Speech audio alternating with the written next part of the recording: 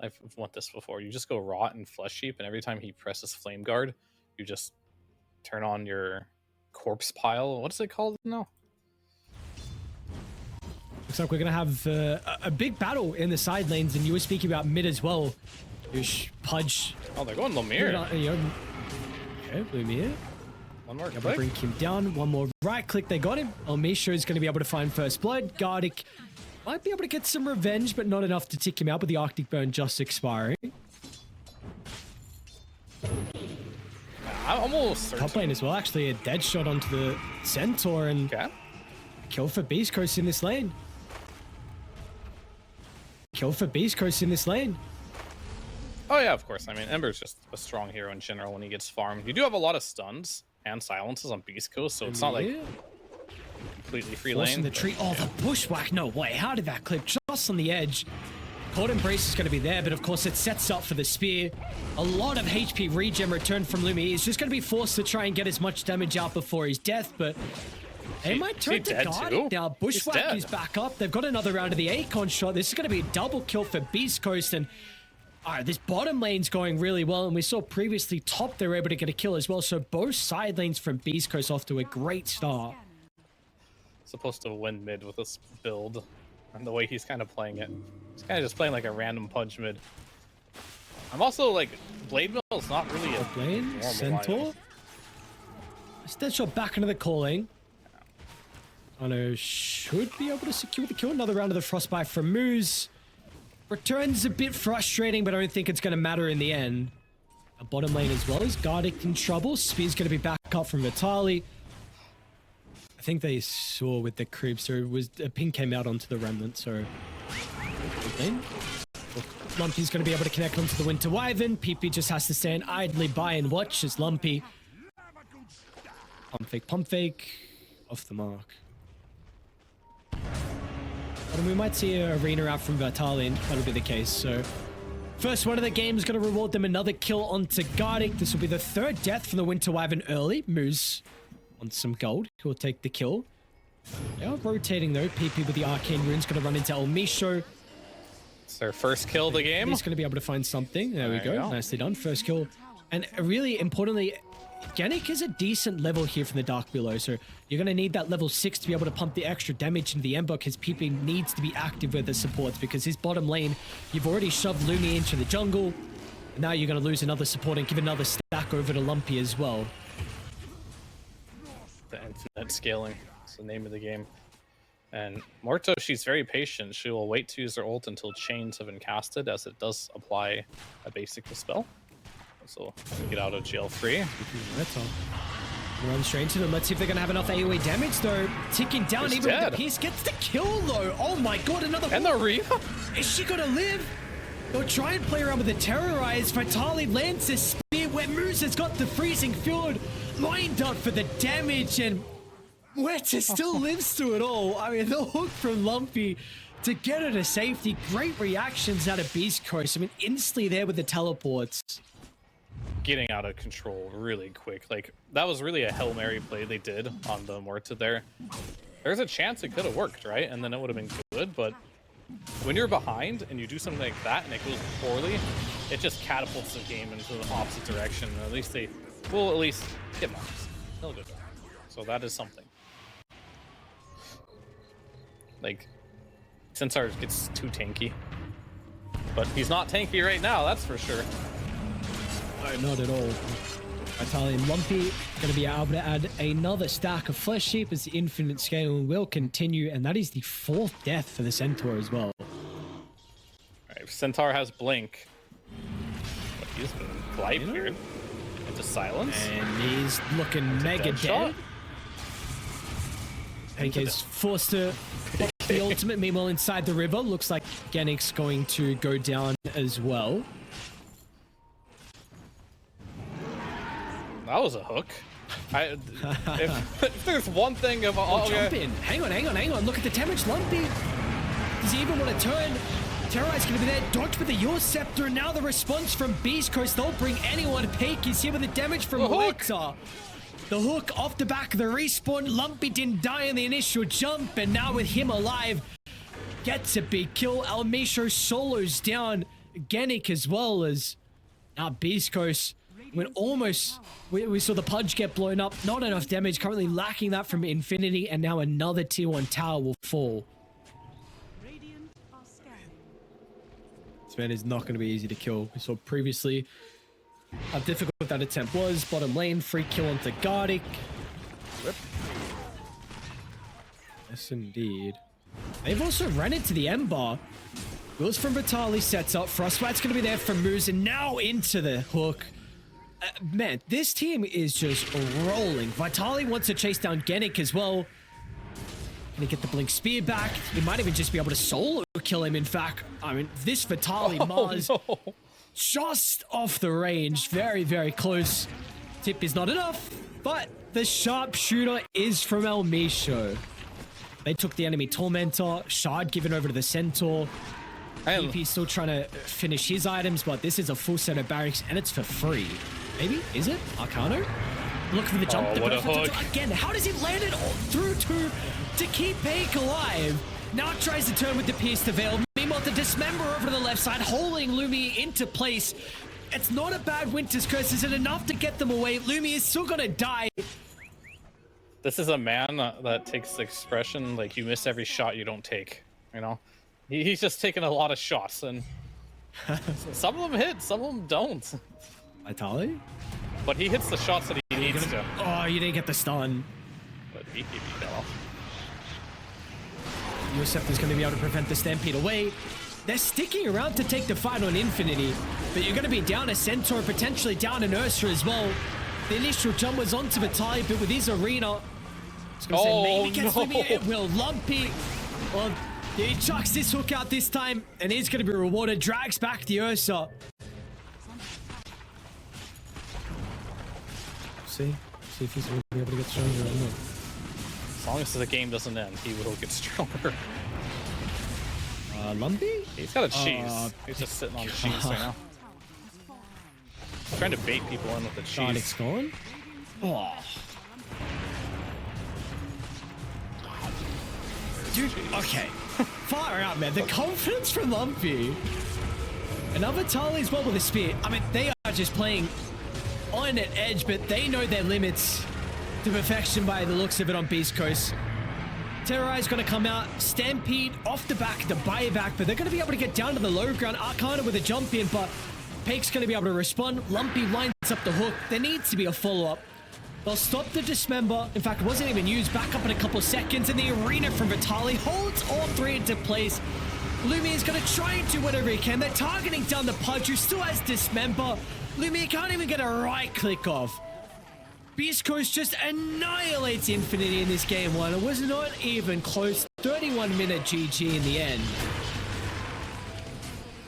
Yeah, it was definitely a rough one. We're seeing some outclasses so far in this day number 1 of the Road to TI South America qualifiers here.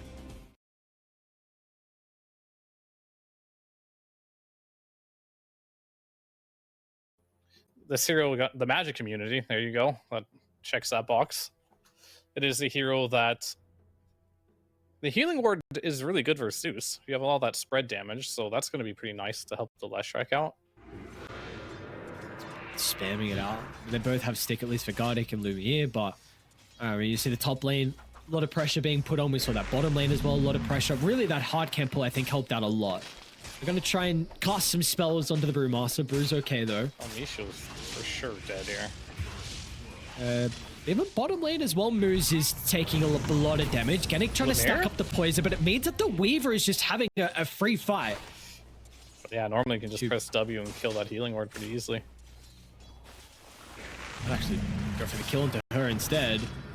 Gardic is going to die in exchange. Vitali's also going to be able to run down Gardic, so it'll be a 1-for-1. Oh, died to the neutrals, in fact. Yeah. That's rough. I feel like a lot of people have had the opinion for a while that offlane Pango is not very strong, and I don't know if this has changed with Universal, with it being a bit of a difference, but I keep seeing him have a decent lane so far. Meanwhile, on the river, PP denies the room, but eats some spells. A Thunder Glitch to the face as PP goes down. There's no absolutes anywhere. This new double jump shield crash like technology completely changes the hero, right? Like you get 50% more barrier, 50% more damage. So now all of a sudden, like, Brew's gonna go down. Like this matchup that supposedly used to be really bad, it's good now. And that's just because there's just been so many changes to the game.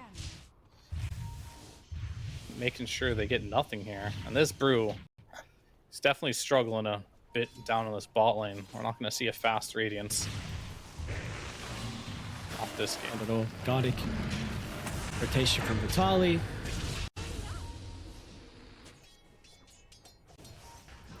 Lane on Misha. Smoke and Lumi is actually involved in the smoke. They carried Juggernaut in, who will see how much value he's actually going to have. This is so much time wasted if Lumi is not going to be able to get a kill. They'll run into Lumpy, but what's going on? Yeah, this does not look like where you want to be as a Juggernaut. No, not at all. I mean, Gardic as well. This is just I don't know. This is an absolute crazy play. They're not going to get any kills. He's losing a full wave onto the tower. And now, dude, Moose, I don't know if there was a solo kill of Pake did a bunch of damage to the Brewmaster, but Moose also gets the kill onto the Brew at the triangle. They're going to go for PP. Like, this is just one thing to the next to the next. Everyone is dying across the map. Elmisha and Vitali together. Banishment is at least going to be able to stop. Lumia TP'd mid. Oh no! Is he going to be able to get the kill with the Blade Fury damage? He's out. What in the world is going on? They're going to get moves, right? They must. They surely will. And they got bot tower too. There's a lot of questions on some things. But Vitali's back in and they're not done. I mean, Lumpy, full resources to work with. Pake's gonna rotate from bottom. Gardic's gone. Shadow Demon's next as well. It is just an uncontrollable snowball. Once it starts rolling down the hill, Eddie's not stopping. No TP. Lumiere, he's in a lot of danger, and they know this. With him TPing mid previously, Blade Fury still on cooldown. The only issue is Elmisha not having any stuns anymore, and yeah, this Leshrac. Gardic's gonna give up the kill. Yeah, he's done. Sorry, what about the Lesh? I'm just trying to find avenues for this hero to like fight. Like, what's he gonna run into? This Ogre's nukes? And then he's gonna get greeted with a Bedlam, and I'm just naming supports right now. That already sounds scary. I'm throwing the Zeus and the Pango and the Weaver hitting you too. Like, how are you gonna survive this? Is struggling. In fact, I would say they're all thriving. Maybe Moose isn't thriving, but he's doing pretty well himself. For an Ogre, there. PP tries to dance over the bramble, but my god. That's 5 heroes behind your tier 2. And he doesn't have the net worth. Brewmaster, luckily for Brewmaster, he, even without farm, can press R, and he's still a relatively strong hero, right? Olin, Vitali, looking to try and respond to the two-man smoke from Infinity. Yannick not actually going to go down to the combo. Now with the Frostbite sets up for the Omni Slash, Vitali tries to get the shield crash mitigation, but it doesn't matter. A Lumpy does have a haste, should be able to get the finishing blow onto Gardic. So we're 2 for 2, but all the kills you needed. Jug gets involved, Leshrac's going to be okay, slides out of danger. Slowly but surely he is farming up. Have the higher ground ward, so they see Moose. They also see Elmisha, stun connects onto 2. Vitali without the rolling thunder is not really going to be able to disrupt them. And finally, first Brewmaster ulti used aggressively, but PK will respond. They'll deal with the Leshrac, the main damage source inside the team fight. And now the attempt, it looked good to start with the stun. They're killing the Brewlings. It's not even going to matter in the end. Brewlings will die and fall. The start looked great. You have this high ground ward. You see 2 supports posturing too aggressively, but it just doesn't matter. Beastcoast showcase how far with the shard plus Deso here. And plus, also depends on your team. Yeah, he's just dead. Board, PP. Oh, look at the burst potential. Yannick doesn't even have a hope of using the banishment. Vitali comes crashing in and up bottom. They're already setting up. Pake, he's killed top tower, looking for bottom. 3 remaining heroes from Infinity. He comes to pincer movement. They're going to be able to backstab. Vitali will run into the Brewmaster on the retreat. We're be able to activate the ultimate to the left side. Gardic should be able to tick out to the damage over time. At least the Brewlings this time will escape by the looks of it. I mean, these are defensive Brewmaster ultimates. Not really ideal. I mean, will he survive when he just comes out? Like, the Brewlings survived, but his life, on the other hand, is on forfeit. And he just can't stay alive in this game because he has been thoroughly counterpicked. All 3 cores are really good against the Slash Rack. Oh, Lumiere. They're just going to take up the Omni Slash, and Lumiere should be able to make it. What? Oh my god, the crits from Peak. Dude, Off on another side of the map, they've got Roche up. 30 seconds. We'll run into moves by the looks of it. I think they got a glimpse of him coming up the stairs. 2,000 health they have to go through, but it looks like they should be able to deal with PP and Lumiere combination together. Zeus is just spamming lightning bolt, you know, the sound of... Oh, the ults, like animation canceling it? The ult, even the light, yeah, I mean, both. Both I see. Incredibly loud and obnoxious. I just look away, it's alright, I'm not going to look at you. Genic. Oh my... Wait, what? Was he full HP? It's going different skill builds, item builds, and everything. It's a different type of thing. EP. We've seen the burst potential previously. They're going to try and use the Nimbus onto Genic to mini-stun him to stop the banishment. Really nicely done. Lumpy's spell casting has been on point. Very crafty with that attempt. And meanwhile, Lumiere and Gardic are outside the base, but Lumiere, he can't get on the high ground to use any of his slashes. Lumpy will jump down, eat the crits. Cheese is going to be consumed. Lunky's okay. And Lumiere is gone. G's are going to be caught before the death. Infinity will tap out and Beastcoast dismantle Infinity, not in just game 1, but also game 2 as well. This team is looking very clean.